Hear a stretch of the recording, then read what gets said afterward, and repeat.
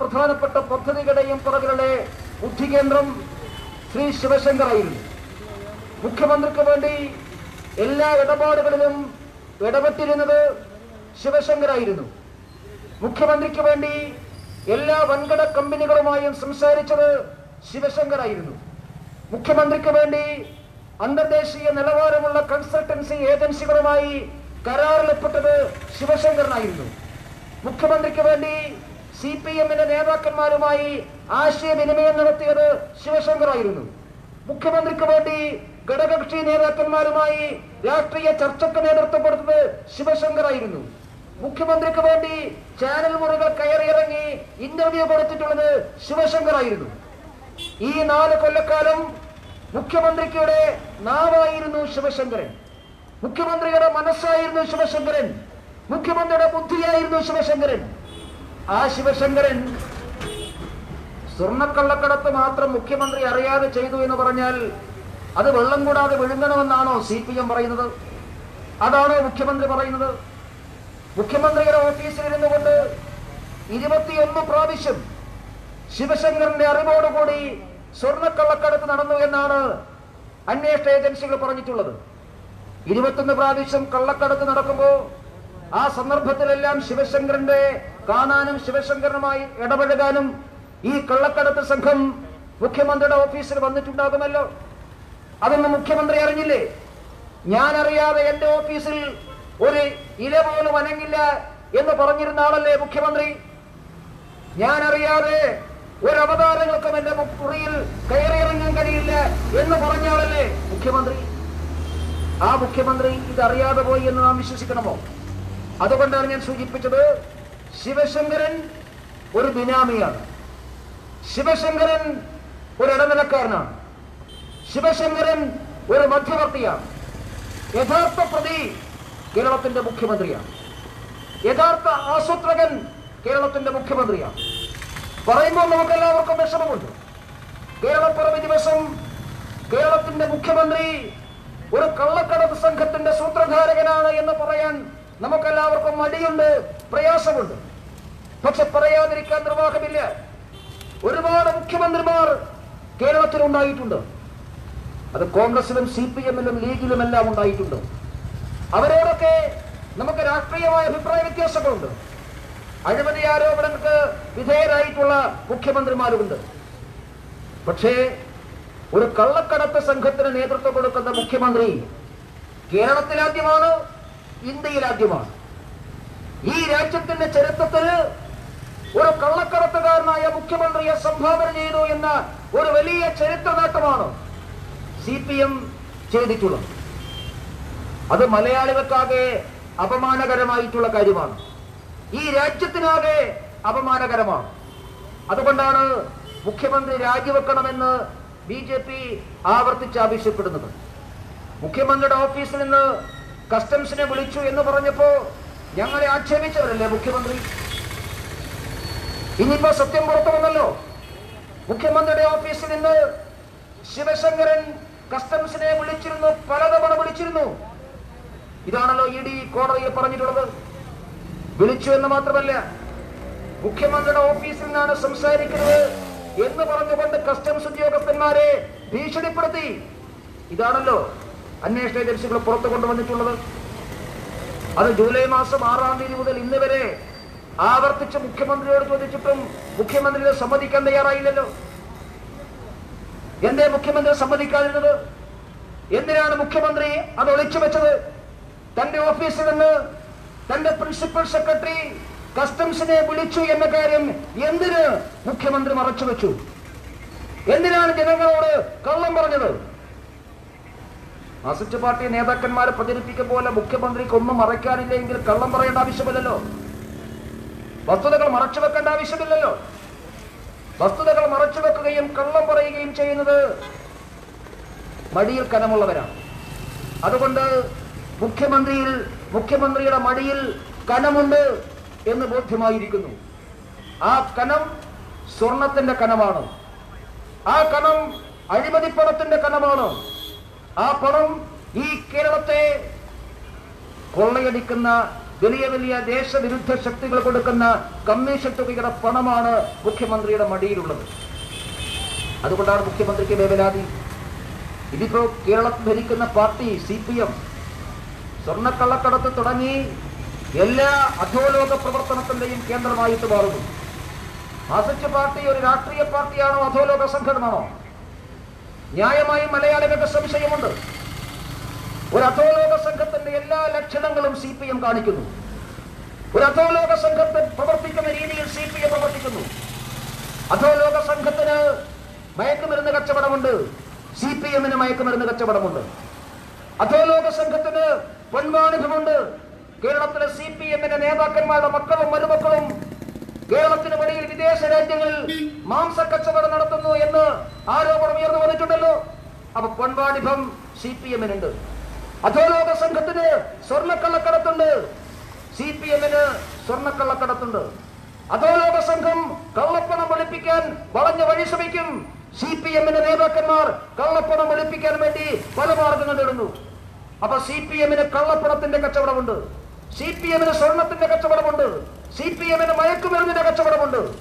അതുകൊണ്ടാണ് ഭാരതീയ ജനതാ പാർട്ടി സൂചിപ്പിക്കുന്നത് CPM എന്ന് പറയുന്നത് ഒരു രാഷ്ട്രീയ പാർട്ടി എന്നതിനേക്കാളും അപ്പുറത്ത് ഒരു ലക്ഷണവത്ത അധോലോക സംഘമായി CPM ഇന്ന് കേരളത്തിൽ മാറിയിരിക്കുന്നു. എങ്ങനെയാണ് CPM-ന് ജനങ്ങൾ അഭിമുഖീകരിക്കാൻ സാധിക്കുക? എങ്ങനെയാണ് CPM-ന് നേതാക്കന്മാർക്ക് ന്യായീകരിക്കാൻ സാധിക്കുക? മകൻ ചെയ്തതിന് അച്ഛൻ എങ്ങനെ ഉത്തരവാദിയാകും എന്ന ചോദ്യമാണല്ലോ നമ്മളോട് ചോദിക്കുന്നത്. ബിനീഷ് കോടിയേരി കേരളത്തിലെ ഒരു മാർക്സിസ്റ്റ് പാർട്ടി നേതാവിന്റെ മകൻ മാത്രമല്ല, കഴിഞ്ഞ 4 കൊല്ലക്കാലത്തിലേറെയായി സംസ്ഥാന സർക്കാരിന്റെ എല്ലാ വകുപ്പുകളിലും മേധാശക്തിയോടുകൂടി ഇടപെട്ടിട്ടുള്ള ഒരു അധികാര കേന്ദ്രമായിരുന്നു ബിനീഷ് കോടിയേരി. തലസ്ഥാന നഗരിയിലെ പോലീസിനെ ഭരിച്ചത് ബിനീഷ് കോടിയേരി ആയിരുന്നു. കേരളത്തിലെ പല വകുപ്പ് സെക്രട്ടറിമാർക്കും അവസാന വാക്കായി മാറിയത് ബിനീഷ് കോടിയേരി ആയിരുന്നു. കേരളത്തിലെ വിവിധ സ്ഥാപനങ്ങളിൽ നിയമനം നടത്താറ് ബിനീഷ് കോടിയേരിയുടെ വാക്കിന്റെ അടിസ്ഥാനത്തിലായിരുന്നു. കോടിയേരി ബാലകൃഷ്ണന്റെ CPM സംസ്ഥാന സെക്രട്ടറിയുടെ തണലിലും നിഴലിലും അദ്ദേഹത്തിന്റെ മുമ്പിലും പിമ്പിലും ബിനീഷ് കോടിയേരി നിങ്ങൾക്ക് കാണാമല്ലോ. കോടിയേരി ബാലകൃഷ്ണൻ പങ്കെടുക്കുന്ന പാർട്ടി പരിപാടിയിൽ നിഴലായി ബിനീഷ് കോടിയേരി ഉണ്ടല്ലോ. CPM-ന്റെ തലസ്ഥാന നഗരയിലെ എല്ലാ പ്രധാനപ്പെട്ട പരിപാടികളിലും ബിനീഷ് കോടിയേരി ഉണ്ടല്ലോ. DYFI-യുടെയും SFI-യുടെയും പ്രധാനപ്പെട്ട പരിപാടികളിൽ ബിനീഷ് കോടിയേരി ഉണ്ടല്ലോ. അപ്പോ സംസ്ഥാന സെക്രട്ടറി ആയിട്ടുള്ള കോടിയേരി ബാലകൃഷ്ണന്റെ നിഴലായി ജീവിച്ച് ഈ ഗവൺമെന്റിലെ ഒരു അധികാര ശക്തിയായിട്ട് വളർന്നു വന്നിട്ടുള്ള ആൾ ഒരു മയക്കുമരുന്ന് കേസിൽ പെടുന്നു. ഈ രാജ്യത്തെയും ഒരു തലമുറയും തകർക്കാൻ സാധിക്കുന്ന രീതിയിൽ രാജ്യാന്തര ബന്ധമുള്ള ഒരു മയക്കുമരുന്ന് സംഘം, ആ സംഘത്തിന് സാമ്പത്തിക സമാഹരണം നടത്തിക്കൊടുക്കുന്നത് ബിനീഷ് കോടിയേരിയാണ് എന്നുള്ള കണ്ടെത്തൽ എങ്ങനെയാണ് CPM-ന് ലഘൂകരിക്കാൻ വേണ്ടി സാധിക്കുക? അതുകൊണ്ടാണ് CPM-ന്റെ ചില നേതാക്കന്മാർ ഇന്നലെ പറഞ്ഞിട്ടുള്ളത്, കുറ്റം ചെയ്തിട്ടുള്ളവർ അനുഭവിക്കണം. ഞങ്ങളും അത് തന്നെയാണ് പറയുന്നത്, കുറ്റം ചെയ്തിട്ടുള്ളവർ അനുഭവിക്കണം. പക്ഷെ ആരാ കുറ്റം ചെയ്തത്? കുറ്റം ചെയ്തിട്ടുള്ളത് ബിനീഷ് കോടിയേരിയും ശിവശങ്കരനും മാത്രമല്ല.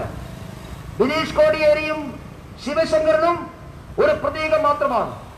ബിനീഷ് കോടിയേരിയുടെ പുറകിൽ കോടിയേരി ബാലകൃഷ്ണനും ശിവശങ്കറിന്റെ പുറകിൽ പിണറായി വിജയനുമുണ്ട്.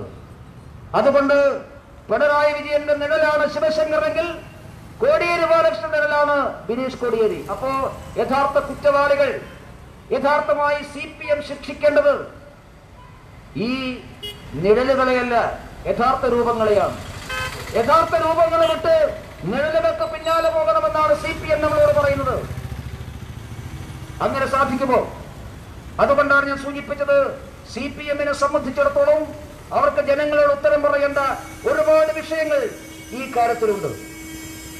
ഞാൻ ഈ നാട്ടിലെ സാധാരണക്കാരായിട്ടുള്ള CPM പ്രവർത്തകന്മാര്, CPM-ന് അനുഭാവികളായിട്ടുള്ള ആളുകൾ, അവരെല്ലാവരും ചോദിക്കുന്ന ഒരു ചോദ്യമുണ്ടെന്ന്, എങ്ങനെയാണ് പാർട്ടി പരിപാടിക്ക് ഇനി മക്കളെ അയക്കുക?